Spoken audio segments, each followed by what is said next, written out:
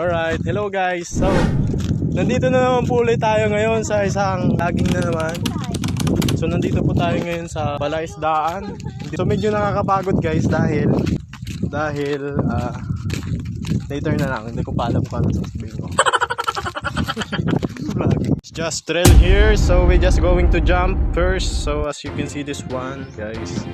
So, medyo nahihirapan siya. No? So, dahan-dahan lang. Pero, meron namang tumulong.